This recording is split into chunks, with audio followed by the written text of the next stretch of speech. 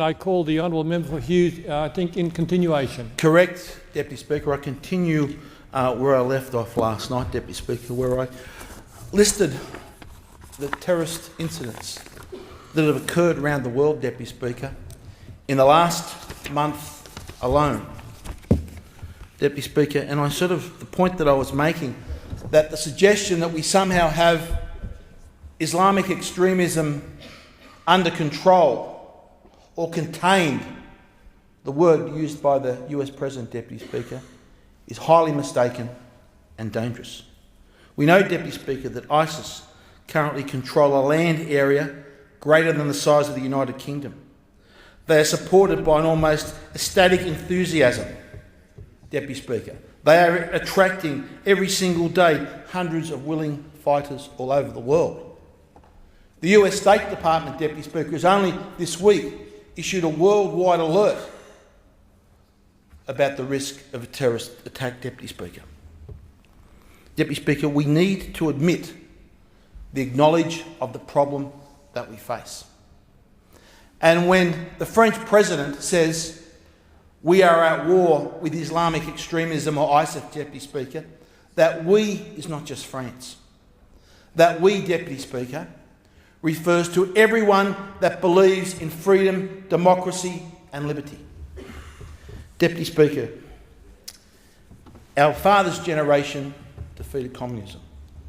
Our grandfather's generation defeated fascism. Our great-grandfather's generation, Deputy Speaker, defeated German militarism. It is the task of this generation to defeat Islamic extremism. But, Deputy Speaker, I have some great concerns that we are not taking this problem seriously. And in doing so, Deputy Speaker, and thinking what tasks should we do? How can we go about tackling this scourge and defeating this scourge? Deputy Speaker, we should perhaps look to our history. And our history has told us, Deputy Speaker, that appeasement does not work. Deputy Speaker, a W.H. Auden wrote a poem. It was titled The 1st of September 1939.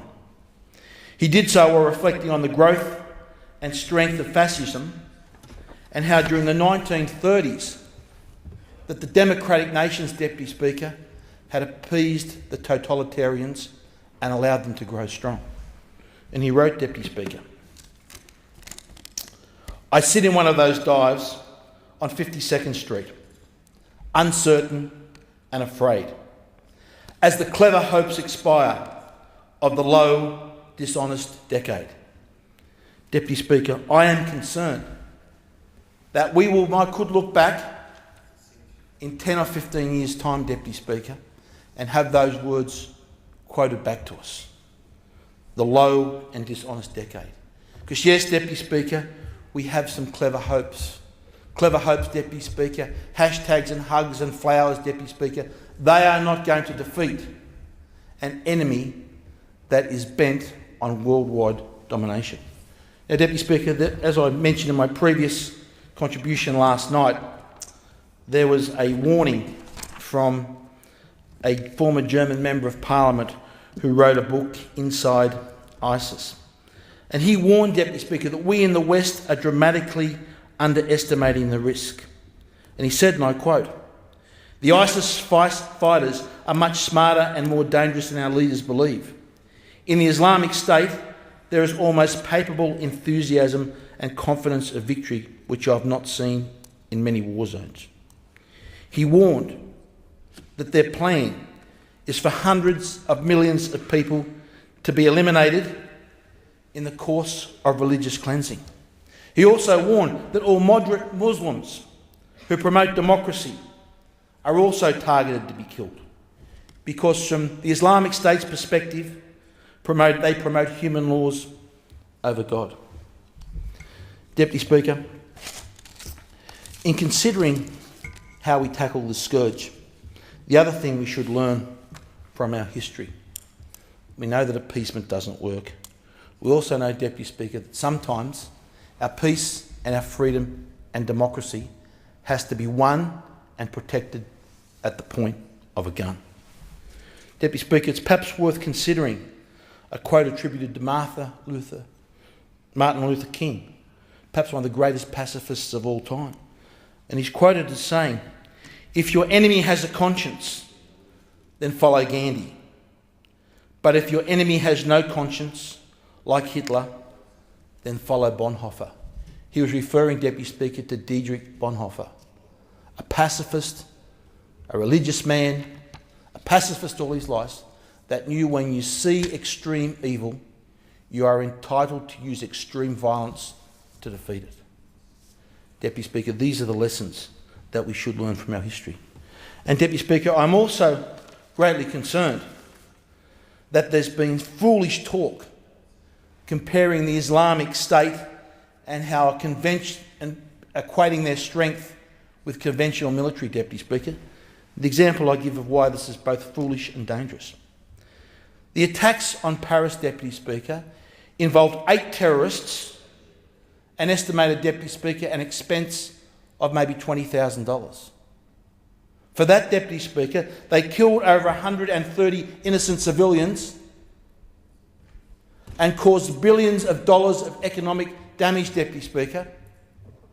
If you look at, Deputy Speaker, that is why you cannot look at this challenge in those type of military terms, comparing their strengths against our strengths, Deputy Speaker. Because, Deputy Speaker, for very little manpower and for very little resources, they can cause enormous damage.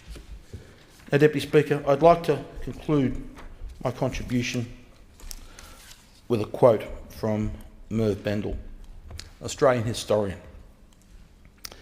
And he's warned of the danger of appeasement to Islamic extremism. He's warned that we're currently on a long downhill road, Deputy Speaker, and he said, and I quote, "Comparisons with the fall of Rome are apt. The empire rotted from within, from the head down. Its leadership decadent and unable to face the ferocious barbarian invasion that looted it, decimated its population, destroyed its invaluable cities and infrastructure, and ultimately left it as a shell. Europe was condemned to 1,000 years' darkness." Deputy Speaker, history will repeat itself unless we in the West say that our freedoms, our democracy, the liberties, Deputy Speaker, that these things are worth saving and they are worth protecting, Deputy Speaker, because that is what will give us the courage to fight, and fight we must, Deputy Speaker. I thank the House.